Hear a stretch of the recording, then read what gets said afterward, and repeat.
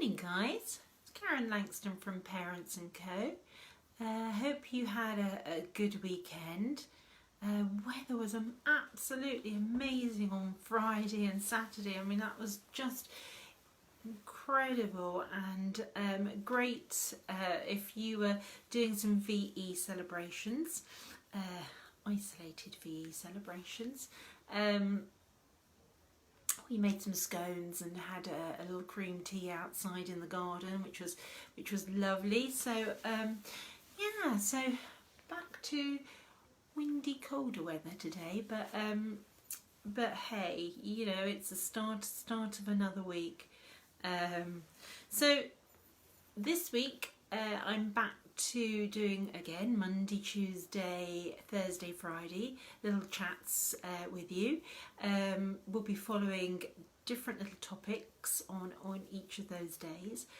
I've got a few things that I'm going to chat to you about, and I hope, you know, if there's anything you want me to particularly discuss, then please send in your questions.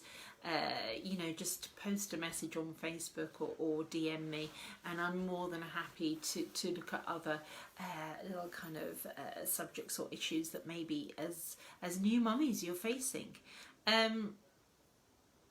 So today I wanted to talk about pooping, babies and poop. Obviously newborns poop a huge amount, and then also pooping can change when babies start solids as well, and pooping can really affect sleep. So you know, you might have a little one that sleeps really well, and then, you know, you start solids and then their sleep is disrupted from, you know, pooping at night. So if we look at newborns first, I mean, I've got a mummy who's got a little 4-week-old at the moment I've been supporting remotely, and her little one has always pooped a lot. She's exclusively breastfed, but just recently, like about week 4, her little one's bottom got really sore, and you know, she could tell it was making her really uncomfortable. So we did look at mum's diet. Obviously mum was adding in lots of fruits to keep herself healthy, and, you know, good fibre for her. So we did have a little look, and we pulled back on some of the fruits that she'd been introducing. They tended to be, and particularly at this time of year, you know, it's what you can sometimes get hold of kind of in the shops at the moment, but she'd introduced plums, pineapples, peaches, and actually sometimes, you know, they cause quite a lot of roughage and actually can affect baby's gut. So we gradually reintroduce some of the fruits she'd been eating, just in case they were causing baby to poop a little bit more often. Also, it's really important that if you've got a little one, you know, a little newborn that's got a really kind of like sore, inflamed bottom, it's really important that obviously you are changing baby at every feed time. And if they poop, you know, again, you need to make sure that you change baby at that point as well, because leaving them in a dirty nappy, they can get sore really quickly. And it's making sure their little bottoms are really protected. So using a really good barrier cream, I find, is paramount.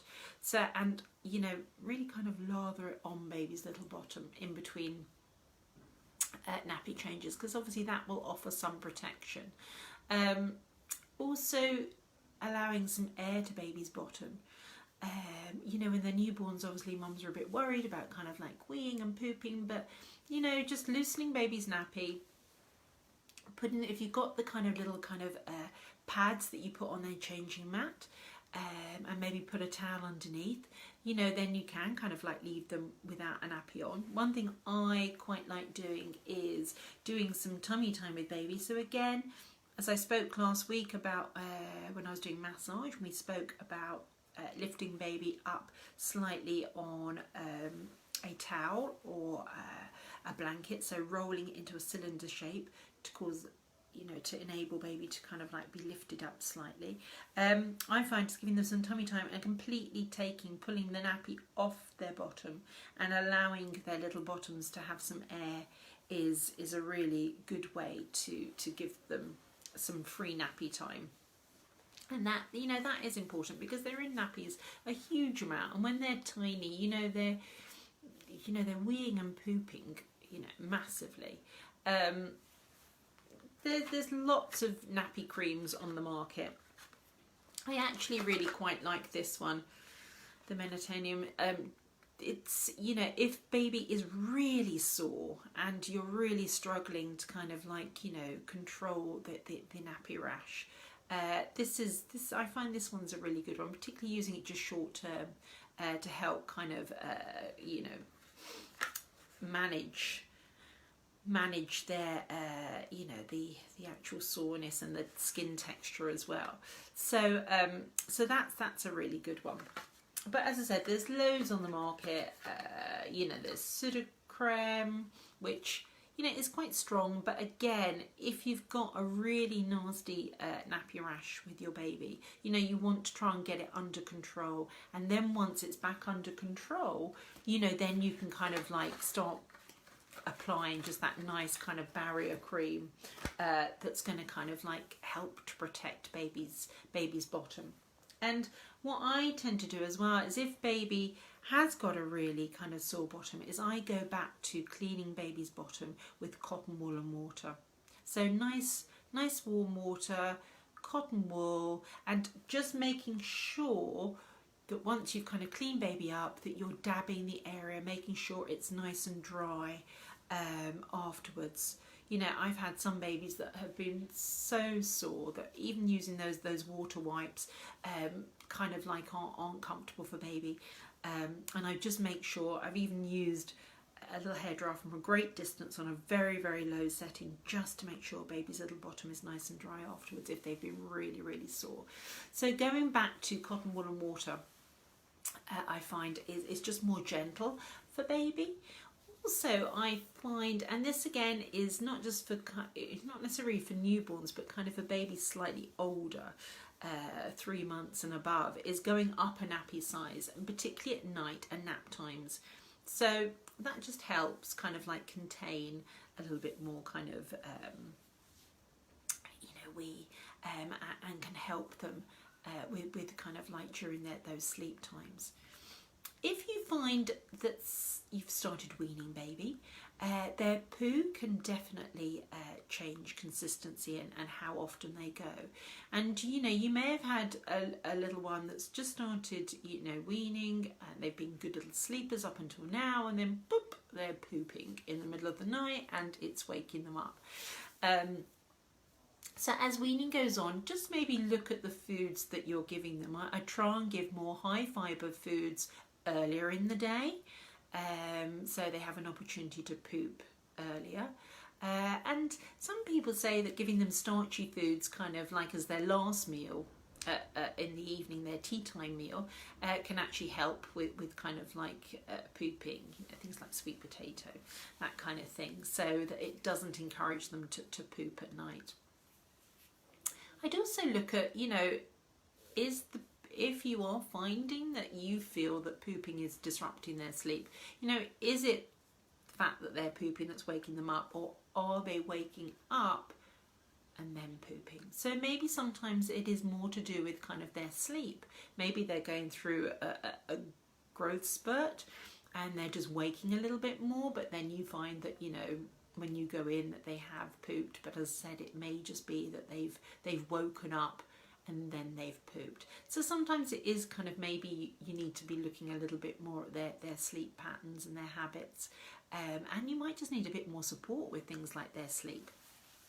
So I'm just trying to give you a few kind of suggestions on things that you can do if you are finding pooping has become a little bit of an issue with your little one. So as I said, newborns, you know, if you're a breastfeeding mummy, exclusively breastfeeding, and you're finding your little one is pooping greatly and it's causing them to be really quite sore, then I just kind of look at your diet and eliminate a few things out of your diet that you feel could be kind of causing them to poop a bit more. And then once you've eliminated things and things are improving, then I'd say gradually reintroducing certain fruits and maybe vegetables.